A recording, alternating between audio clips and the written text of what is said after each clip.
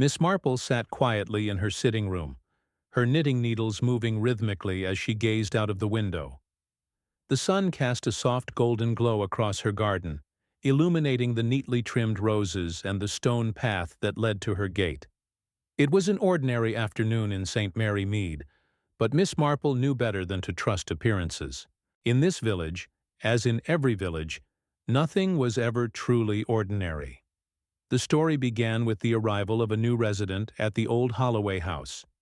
He was a tall, imposing man, always impeccably dressed. But what made him extraordinary, and a subject of curiosity, was the gloves he wore constantly. Rain or shine, day or night, in public or in private, he never removed them. Not while writing letters, not while drinking tea, and certainly not while walking the streets. The villagers noticed immediately. Whispers began to circulate. "Who is he?" they asked. "Why does he never take off his gloves?" Children peered at him from windows, and shopkeepers exchanged nervous glances whenever he passed. Miss Marple, naturally curious, decided to observe him discreetly. She noticed small things that others overlooked. His footsteps were careful, measured, almost ritualistic. He carried a leather briefcase wherever he went. At times, he paused by the old village well, staring into the water as though searching for answers only he could see. At night, a flickering candle in his study window revealed the silhouette of a man reading the same leather-bound book, night after night, never venturing outdoors. It was not long before small, strange incidents began happening in the village. A door left unlocked in the Holloway house, a tipped-over vase in the market, footprints in the mud near the garden gate. Some villagers whispered dark tales. He might be a criminal, they said, hiding from the law. Others believed he had a tragic past, a secret he could not face. But Miss Marple knew that assumptions alone were meaningless. To solve a mystery, one must observe, analyze, and connect the smallest of clues. One rainy evening, while returning from her daily walk, Miss Marple noticed the man drop a small, intricately designed key near the garden gate. Quick as ever, she picked it up. Her intuition whispered that this key could unlock more than just a cabinet. It could unlock the truth.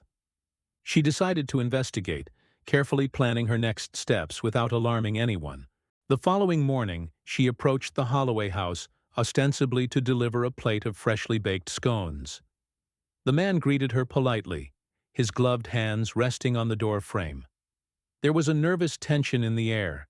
She noticed the slightest tremor in his grip, and the way his eyes flicked toward the key she carried. During their brief conversation, she observed his mannerisms, the subtle hesitations, the slight tightness of his jaw, the way he avoided certain topics. Later that evening, when the man went for his regular walk, Miss Marple returned, key in hand, determined to uncover the mystery. She quietly explored the Holloway house, her trained eyes scanning for anything unusual. She discovered a locked cabinet in the study, a piece of furniture clearly designed to conceal something valuable or dangerous. With careful hands, she inserted the key and opened it. Inside, she found an assortment of items that told a hidden story. Faded letters, a photograph of a young woman with a melancholy smile, a journal, and a set of surgical tools. Miss Marple's mind worked quickly, connecting the dots. The woman in the photograph appeared familiar. Her gaze was haunting, filled with a quiet sadness. The journal contained notes of grief, remorse, and guilt, a confession of a tragic accident that had occurred many years ago. The gloves, Miss Marple realized, were not a mere fashion statement. They concealed scars, marks of pain both physical and emotional, the remnants of a past he could never face. Every clue, every behavior she had observed, now fit into a coherent picture. This man had carried a burden for decades, hiding from the world and from himself. Over the following days, Miss Marple pieced together additional details. She noted the books he read, the letters he wrote but never sent, and the streets he avoided.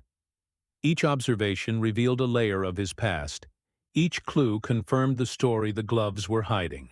Finally, she invited him for tea, creating a calm environment where truth could be spoken gently. Rain tapped softly against the windows, and the aroma of freshly baked scones filled the room.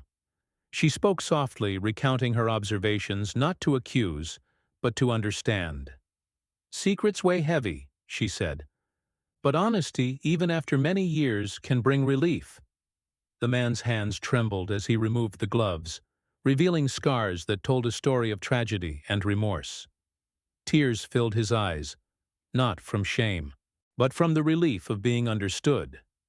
He confessed the entire story to Miss Marple. The woman in the photograph had been his fiancée, and a tragic accident had led to her death. He had hidden his pain behind gloves, fearful of judgment and unable to face the memories. In the days that followed, he began to integrate into village life. He no longer hid behind gloves or fear. Neighbors greeted him warmly, children waved, and he smiled with a newfound freedom. Miss Marple observed quietly from her window, knitting resting in her lap. Once again, the smallest details, the drop of a key, a glance, a gesture, had solved a mystery that had seemed impossible at first glance.